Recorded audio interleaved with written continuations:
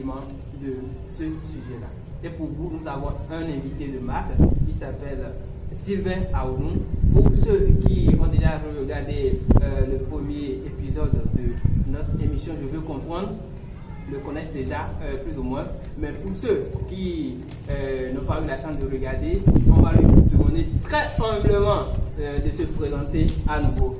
Sylvain Aounou, bonjour. Bonjour monsieur l'animateur.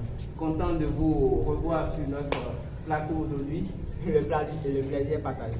Ok, présentez-vous à nouveau, faites-nous cette place. Et moi c'est Sylvain Aounou, je suis chrétien et en l'occurrence chrétien céleste. Je suis présent sur ce plateau pour partager un petit peu de mon savoir, de ce que je m'attends. Ok, merci beaucoup. Vous êtes là pour nous développer le thème qui s'intitule le rôle du Saint-Esprit dans le milieu des chrétiens. Et déjà, je vous pose la question, qui est le Saint-Esprit? Élevez un peu le doigt, s'il vous plaît. Si nous prenons le Saint-Esprit, c'est la troisième personne dans la Sainte Trinité. Et si nous parlons comme ça, beaucoup se demanderont, mais c'est quoi la Sainte Trinité? La Sainte Trinité, c'est l'union du Père, du Fils et du Saint-Esprit. Homme de vie des Écritures, il est écrit au commencement, Dieu créa les cieux et la terre. La terre était informe et vide. Il y avait les ténèbres à la surface de l'abîme et l'Esprit de Dieu se mouvait au-dessus des eaux. Mais quel est l'Esprit de Dieu? On n'a pas dit Dieu se mouvait, on dit l'Esprit de Dieu se mouvait au-dessus des eaux. Si nous reviendrons dans le livre de Proverbes, chapitre 8, verset 30, que nous ne l'avons pas lu parce que ça ne dit pas beaucoup de choses en français, mais la version vous disait, je m'intime tout détaillé à son rapport cané. Alors si nous ramenons ça en français, ça dit, j'étais là comme le chef d'œuvre, comme le sous-patron. Alors il n'y a pas sous-patron sans beaucoup d'apprentis. Avant qu'il y ait question de sous-patron, il doit y avoir au moins 2 apprentis. Mais si nous prenons le livre de Genèse, chapitre 1, verset 3, il dit que la lumière soit. Il est en train de s'adresser à quelqu'un. Que la lumière soit. Donc, il est en train de parler à notre Seigneur Jésus-Christ. Dieu est en train de parler à notre Seigneur Jésus-Christ. Que la lumière soit. Il lui recommande maintenant de faire la lumière. Mais comment? L'autre disait qu'il était le sous-patron de la création. Alors, il y avait quelqu'un sous lui qui faisait les choses, mais qu'on ne voyait pas à travers les Écritures. Et c'était le Saint-Esprit. Donc, Jésus faisait tout avec son aide. C'est pourquoi nous pouvons dire le Saint-Esprit, qui est la troisième personne de la Sainte Trinité, il est l'utile entre le Père et le Fils. Comme test illustratif, nous prendrons le livre de Jean, chapitre 16, verset 13. Quand le Consolateur sera venu, Oui. l'Esprit de vérité, De vérité. il vous conduira dans toute la vérité. Il vous conduira dans toute la vérité. Car il ne parlera pas de Il lui-même, dit, car il ne parlera pas de lui-même, mais il dira tout ce qu'il aura entendu. mais il dira tout ce qu'il aura entendu. Merci beaucoup. Donc, Jésus montrait par là que le Saint-Esprit ne fait rien de lui-même. Il a un outil entre le Père et le Fils. Merci. Le Saint-Esprit ne fait rien de lui-même. Il est un outil, un intermédiaire entre le Père et le Fils.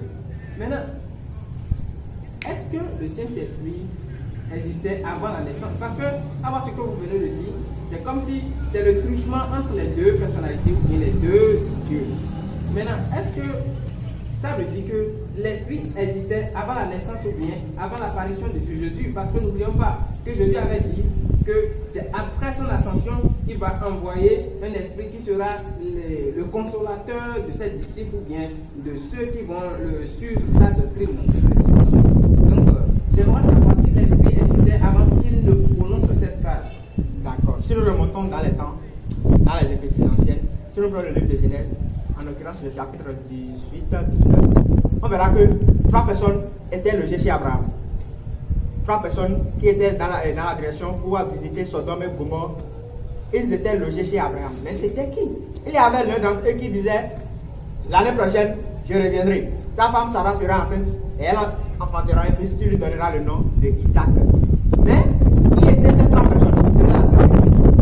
Jésus, dont nous parlons aujourd'hui, c'est la deuxième personne de la Sainte Trinité qui s'est réduite à la plus forte. On lui a formé un corps dans le ventre de la mère Marie. Et maintenant, il a pris ce corps, il est venu en tant qu'humain. C'est à partir de ce moment qu'on parle de Jésus. Sinon, on le connaissait, mais pas en tant que Jésus. C'est pourquoi Jean 1:1 disait, au commencement était la parole. Au commencement oui, était la parole. était la parole. Et la parole était avec Dieu. La parole était avec Dieu. Et la parole était Dieu. Et la parole était Dieu. Merci beaucoup. C'est aux disciples, bien vrai, que Jésus a fait cette promesse en disant que après ma mort, le consolateur viendra. Mais bien avant sa mort, le consolateur était déjà sur terre. Mais ils ont fait quoi? Ils ont été rebelles. Ils n'ont pas écouté, ils ont résisté à ce que voulait ce consolateur. C'est pourquoi il est reparti. Si nous prenons le livre d'Ésaïe pour illustration 63, verset 10, de là, nous pouvons voir que vraiment avant la naissance de Jésus-Christ, avant qu'il ne prenne un corps humain, et visite la terre, il y avait question du Saint-Esprit même, c'était caché. Mais ils ont été rebelles. Mais ils ont été rebelles. Ils ont attristé son Esprit Saint. Ils ont attristé son Esprit Saint. Merci beaucoup. Ils ont été rebelles, ils ont attristé son Esprit Saint. Et l'Esprit Saint a fait quoi? Et il est devenu leur ennemi. Et l'Esprit est devenu leur ennemi. Il a combattu contre eux. Merci beaucoup. Et l'Esprit maintenant, il a combattu contre eux. Cet Esprit est remonté au Père. Parce qu'il était l'outil du Père et du Fils. Maintenant, le Fils est revenu. Il a déjà préparé le terrain. Et dit maintenant, bon, comme le terrain est déjà bon, je renverrai encore le Saint-Esprit et il reviendra. C'est de ça, c'est de là que tout est parti. Ok, c'est de là que tout est parti. Sinon, le Saint-Esprit existe et existera. Oui, puisque c'est la Sainte Trinité, il y a le Père, il y a le Fils, il y a le Saint-Esprit. Le Père est là depuis. Bon, personne ne connaît d'où il vient, personne ne sait rien de lui. Le Fils de même et le Saint-Esprit de même, ils sont circonsubstantiels. Circonsubstantiels, ils sont les trois trinités. Maintenant, j'aimerais savoir, parce que s'il y a une précision, si on dit que il y a un esprit qui est saint, l'esprit saint, c'est qu'il existe plusieurs sortes d'esprits. Maintenant, dites-nous, comment l'esprit saint se manifeste? Comment on peut définir la manifestation de l'esprit saint dans une personne ou bien dans un milieu? Bon, si nous prenons l'Esprit Saint à sa totalité, sa manifestation est un peu difficile à sonder. Mais si nous prenons les fruits de l'Esprit ou bien les dons de l'Esprit, on peut vite les reconnaître. Il y a beaucoup d'esprits. Il y a l'esprit d'assouplissement dont a parlé la Bible. Et c'est Dieu qui frappe avec. Et il y a aussi l'Esprit Saint. Quand l'Esprit Saint est là, ou bien quand il y a le don de l'Esprit là, alors ces manifestations sont vraiment constatées et on voit que ça là, ça descend de Dieu. Mais l'Esprit Saint lui-même, sa manifestation, c'est comme une plante qui a été plantée, qui a été arrosée, à laquelle on a donné tout, on a tout fait. En sa saison, il doit rendre ses fruits. Donc l'Esprit est là, par ses manifestations, il doit rendre les fruits. Alors les fruits de cet Esprit Saint, de ce Saint-Esprit sont Galates 5, verset 22. Il y a 9 fruits. C'est à travers ces 9 fruits que se manifeste le Saint-Esprit. Si la personne montre, s'il expose ces 9 fruits en lui, alors il a le Saint-Esprit.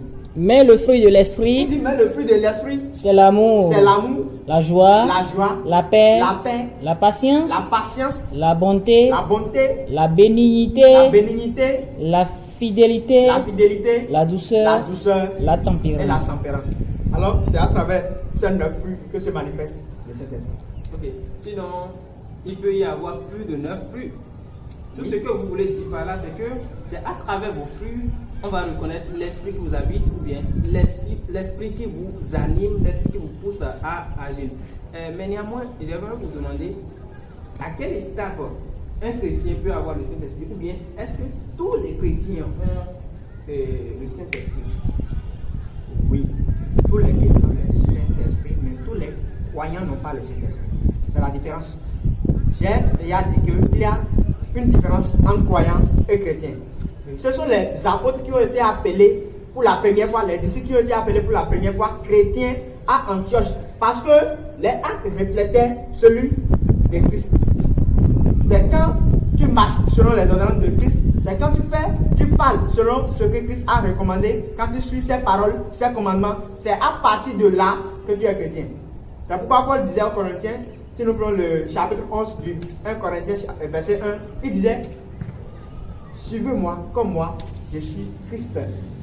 Donc, c'est en suivant Paul, comme Paul est en train de suivre Christ, c'est à ce moment qu'ils vont devenir chrétiens parce qu'ils empruntent les pas de Christ.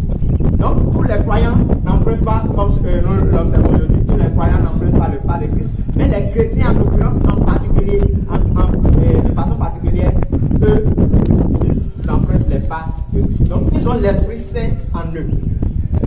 Et pour recevoir l'Esprit Saint, il y a Jean 14, verset 15 qui nous dit la condition sine qua non, c'est-à-dire la condition que nous devons obligatoirement remplir avant d'avoir accès à l'Esprit Saint. Si vous m'aimez, Il dit, si vous m'aimez, gardez mes commandements. gardez mes commandements. Et moi, Je prierai le Père. prierai le Père Et il vous donnera un autre et consolateur. vous donnera un autre consolateur. Attendez, il dit et moi. Et c'est une conjonction de coordination. Ça relie deux phrases indépendantes. Il dit si vous m'aimez, gardez mes commandements. Donc si vous gardez mes commandements, moi maintenant et moi, je prierai le Père et il vous donnera un autre consolateur. Donc avant que Jésus-Christ ne prie son Père pour que nous obtenions le Saint-Esprit, nous devons marcher selon ses commandements. Nous devons avoir le minimum de respect pour ses commandements. Si nous pèse sur la balance et nous donnons le minimum, alors nous pourrons maintenant avoir accès à l'Esprit Saint et il viendra corriger les fautes et les restes. Et nous serons maintenant à l'état de pureté avant d'avoir accès à Saint-Christ. Après là. Ok, pour avoir accès au paradis, ils ont dit tout à l'heure qu'il faut emprunter les pas du Seigneur Jésus-Christ. C'est seulement en marchant sur ses préceptes, c'est en marchant sur ce qu'il a ordonné, ou bien sur ses ordres, qu'on peut prétendre être chrétien. On peut, sinon, on est juste un croyant. Mais déjà, j'aimerais vous demander comment un chrétien, c'est-à-dire celui qui marche sur les pas de Jésus-Christ, comment il peut entretenir cette relation-là avec le Saint-Esprit, parce qu'il s'agit d'une relation. Maintenant, comment entretenir cette union avec le Saint-Esprit? Bon, si nous prenons de façon naturelle, il y a un animal qu'on appelle l'escargot. Il ne vit que dans l'humidité. L'escargot n'aime que l'humidité. Mais quand il n'y a pas question d'humidité, mais de sécheresse, ou bien quand tout est sèche, il disparaît. On ne le voit plus. C'est comme ça le Saint-Esprit. Bon, on dit deux pôles et contraires s'attirent. Mais deux pôles qui ne sont pas contraires ne s'attirent pas. Le pôle nord attire le pôle sud. Le pôle sud attire le pôle nord. Avant que l'aimant n'attire le fer, il doit avoir quelque chose